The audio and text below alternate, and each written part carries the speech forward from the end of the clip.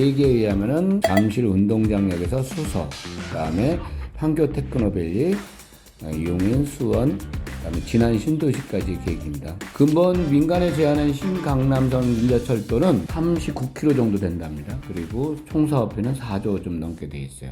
노선은 사량 1편성 무인 차량으로 해서 평균 70km까지 달릴 수 있으니까 30분이면 진안 신도시에서 종합운동장까지 가능하다 합니다. 전에 3호선 연장에 대해서 이제 나왔는데, 저도 3호선 추진위원이에요. 광교 신도시에서 이제 3호선 추진위원인데 사실 현실성이 거의 없다 저는 판단했었어요. 지금까지 나온 안 중에는 제가 보기에는 가장 현실적인 대안으로 봅니다. 과연 돈이 될까? 그때는 8조씩 들어간다래고, 그 다음에 노선을 보면은 승객이 없는 노선들, 타당성이 없는 노선으로 보였거든요. 이제 좀 제가 보기에는 어느 정도 타당성이 있어 보입니다. 현재 그런 상황에서 돈이 쌓여가는 민자까지 뛰어들기 시작했어요. 우리은행이 제안을 했는데 여기에는 두 가지 요소가 있어요. 첫 번째는 민자가 수서까지 해서 판교 테크노밸리까지 연결해서 진안신도시까지 연결하는데, 중간에 진안신도시 광역교통분담금을 쓰겠다는 목적이에요. 이게 한 8천억 넘을 것 같습니다. 1조 원 정도 되는데, 전체 4조 원 넘는 사업에서 1조 원은 광역교통분담금을 쓰겠다. 이게 첫 번째 목적이고요. 두 번째는 민자가 한 1조 정도 쓰겠죠. 나머지 인전 국토부가 1조 정도 내고, 그 다음에 이제 수원시, 서울시, 그 다음에 성남시, 용인시, 화성시 등이 한 2천억씩 내면은 어느 정도 4조는 만들 수 있지 않을까. 근데 그래서 이제 성남시는 본인들이 몇천억씩 만들 수 있다 그래갖고 어제 성남시장이 발표했지 않습니까? 민자와 진원시가 합쳐지니까 가능성이 매우 높아지고 있습니다. 조만간 어떤 국토에서 계획에 승인하지 않을까 예상을 합니다. 성남시는 삼성 SDS가 판교 테크노밸리인가 그쪽으로 갔는데 완전 교통이 오지랖니다.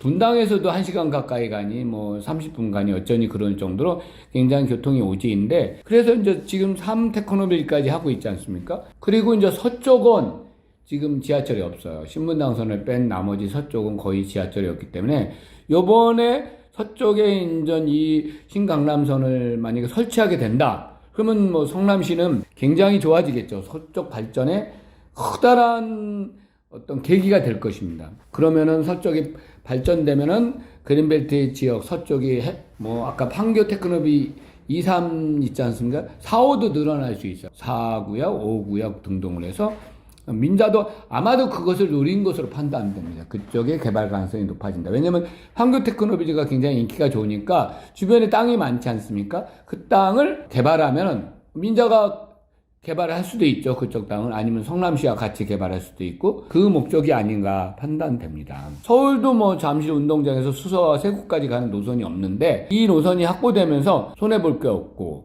수원은 어부지리로 활성화될 것 같죠. 왜냐면 수원 지역은 중앙을 관통하기 때문에, 중앙은 이제 광교중앙에서 아주대 쪽으로 해서 수원시청역, 그 다음에 중간에 어디로 갈지는 모르는데 아무튼 신안시도 내려가는데, 그림상으로는 여기 두 개로 돼 있는데 아무튼 수원시도 어부지리로 괜찮지 않을까 판단을.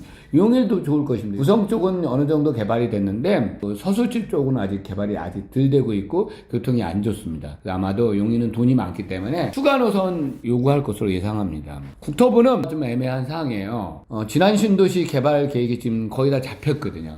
지금 봤을 때는 거의 확정됐다고 보고, 이것을 이제 수원시나 이런 기타 진안 신도시, 화성시 등과 어떻게 협의해서 어떻게 할 건가 생각 중에 LH하고 이제 그렇게 해서, 근데 갑자기 이제 제한 노선을 했지 않습니까?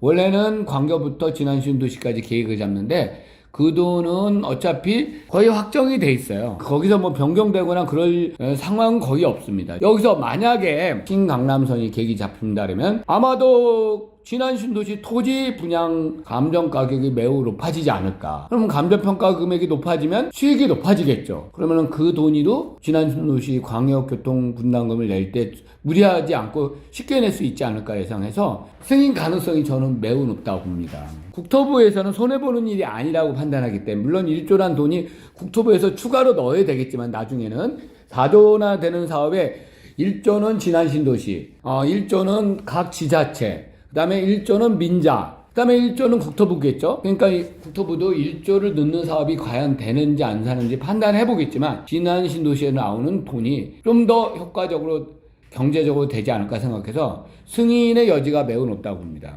수원시는 요구할 것이 없어요. 지금 뭐 수원시에서 돈을 낼 수 있는 상황도 못 되고, 그 다음에 수원시 중앙을 간통하는데 뭐라고 얘기할 필요도 없고, 역을 하나 더 설치하려면 돈을 더 내야 되고, 그 다음에 광교하고 연결하는 거를 수원시는 그다지 일부적으로 발표하는 거 싫어해요. 광교가 점점 좋아진다는 뭐 서수원이나 아니면 다른 지역에 비춰지면은 수원시장으로서 인기를 좀 잃어갈 수 있거든. 그래서 가급적이면 묻어가려는 심산으로 보입니다. 용인시나 진안신도시, 국토부, LH, 화성시, 용인시, 성남시 등등에 묻혀가지 않을까 생각을 해요. 많이 바뀌거나 뭐 그럴 염려는 없고, 저 그림도 분명히 예전에 그 진안신도시 기본 계획을 확인하고 나서 민자가 타당성을 검토한 거거든요. 저 그림이 바뀌거나 그럴 가능성이 높지 않습니다. 그래서 저는 광교중앙역에서 수원시청, 그 다음에 진안신도시로 가는 것이 어느 정도 될 것이다, 그렇게 판단하고 있습니다.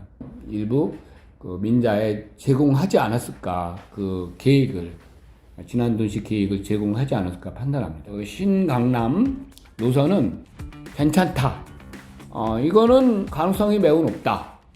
그 다음에 나중에 미래를 봤을 때, 판교 테크노비 등등으로 봤을 때 국가도 그다지 손해보는 게 없다. 판교 테크노빌리가 지금 잘 되고 있는데 그 옆에 23 테크노빌리가 있고 또 다른 테크노빌리, 그 다음에 이후에 어떤 택지를 조성할 목적에 봤을 때도 유리하다.